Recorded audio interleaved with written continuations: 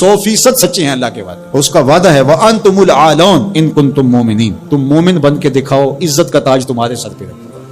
یہ وعدہ ہے اللہ کا. ہم کب مومن بن کے دکھایا ہے کہ ہم واقعی اس تقاضے پہ پورے اترے جو ہماری شریعت نے ہم سے کیا. ملاوٹ ہم کریں, جھوٹ ہم بولیں, ایک دوسرے کی جڑیں ہم کاٹیں, مکر, فریب, دجل, کیا کچھ نہیں ہے جو ہمارے اندر نہیں. اچھے مسلمان ہونا تو دور کی بات ہے, ہم اچھے انسان بھی نہ بن سکے. مسلمان کی تعریف کیا کی گئی؟ المسلم من سلم المسلمون من لسانہ و یدہ. جس کی زبان سے اور جس کے ہاتھ سے دوسرا مسلمان ہو وہ مسلمان ہے. اور ہم دیکھیں کہ جہاں ہمارا بس چلے تو ہم کاٹ کے نہیں رکھ دیتے. ہم کیسے مسلمان ہیں؟ حضور علیہ السلام سے پوچھا گیا کہ مسلمان بزدل ہو سکتا ہے؟ کہا نہیں, بہادر ہوتا ہے. لیکن ہو سکتا ہے کبھی بزدلی بھی کر جائے, آخر بشر ہی تو ہے. پھر پوچھا گیا کہ مومن کنجوس ہو سکتا ہے؟ کہا نہیں, مسلمان بخیل نہیں ہوتا, سخی ہوتا ہے. لیکن ہو سکتا ہے کبھی بخل بھی کر جائے. تیسری بات حضور سے پوچھی گئی, مومن جھوٹا ہو سکتا ہے؟ حضور فرمایا جھوٹا نہیں ہو سکتا. یہ طے شدہ بات ہے, یہ پکی اور دو ٹوک اور سیدھی بات ہے کہ مومن ہو جھوٹا ہو یہ نہیں ہو سکتا. اب ذرا میں اور آپ اپنے اندر اتر کے دیکھیں. آج بہانے بنائیں. تاجر کہتا ہے جھوٹ نہ بولے تو سودا ہی نہیں بکتا. یہ جاپان بیچ رہا ہے بغیر جھوٹ کے, تم کیوں نہیں بیچ سکتے؟ تم نے خیانت کی ہے, تم نے مال 2 نمبر بنایا, اس لیے تمہیں جھوٹ بولنا پڑا. تم نے بنیاد ہی اچھی نہیں رکھی. پوری دنیا کے سودے سچ بول کے بک رہے ہیں, تمہیں جھوٹ کیوں بولنا پڑتا ہے؟ تو جو جہاں بیٹھا ہے وہ لوٹنے بیٹھا ہے. جب میں کہتا ہوں الہی میرا احوال دیکھ, حکم ہوتا ہے اپنا نامہ اعمال دیکھ.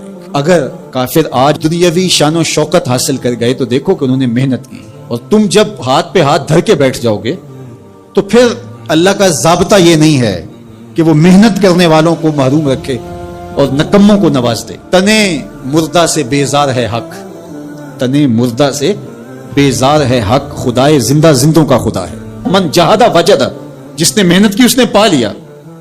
چونٹی بھی دانہ اٹھاتی ہے, ہمت نہیں ہارتی تو بالآخر اپنی منزل تک لے جاتی ہے نا. چونٹی بھی ہو ذات کی تو اس کو بھی نتیجہ خیزی تک رب پہنچاتا ہے. کچھوا بھی چلتا رہے تو منزل پہ پہنچتا ہے. خرگوش ہو کے سویا رہے تو وہ منزل پہ نہیں پہنچ سکتا. تم خرگوش صحیح لیکن سوئے ہوئے ہو, لہذا منزل تمہارا مقدر ہو ہی نہیں سکتی جب تک تم مسلسل چلنے کی مشق نہیں پیدا کرتے. وَأَنْتُمُ الْأَعْلَوْنَ, تم ہی سر بلند ہو. لیکن شرط یہ ہے ان کنتم مومنین, تم مومن تو بن کے دکھاؤ, تمہارے سر پہ عزتوں کا تاج رکھ دوں گا. آج ذرا دیکھیں ہم کھڑے کہاں ہیں.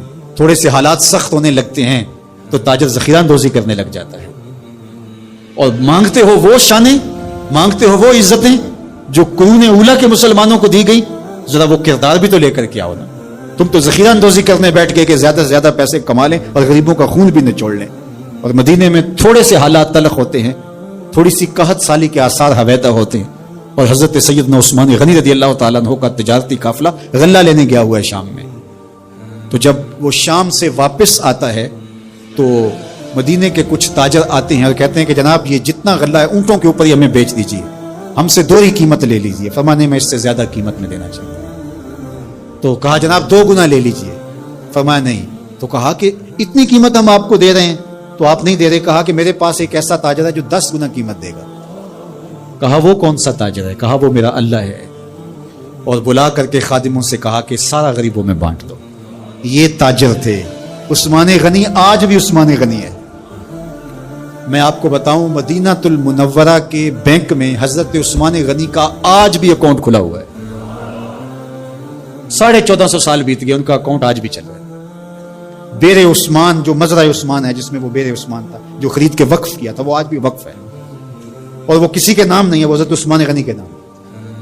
اور اس کی ساری آمدنی حضرت عثمان غنی رضی اللہ تعالی عنہ کے نام پر جو بینک میں اکاؤنٹ ہے اس میں جاتی ہے, اور پھر ادھر سے خیریہ میں آتی ہے اور غریبوں میں بٹتی ہے. ایسا غنی آج بھی اس کی سخاوت جاری ہے.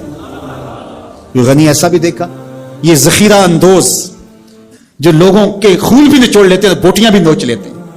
آج مرے کل 10واں دن, بعد میں کوئی ان کو جانتا بھی نہیں ہوتا ہے. تو ذخیرہ اندوز لوگوں کی یوں بوٹیاں نوچے گا, خون نچوڑے گا اور کہے گا کہ اللہ کی رحمت نازل ہمارے اوپر کیوں نہیں ہوتی. تو کس طرح تمہارے اوپر رحمت نازل ہوگی؟ اس کا وعدہ ہے اور اس کے سچے وعدے ہیں. وَأَنْتُمُ الْأَعْلَوْنَ, تم ہی سر بلند ہو. ان کنتم مومنین, اگر تم مومنانہ زندگی بسر کرو تو دیکھو عزتوں کا تاج تمہارے سر پہ ہم کیسے رکھتے ہیں.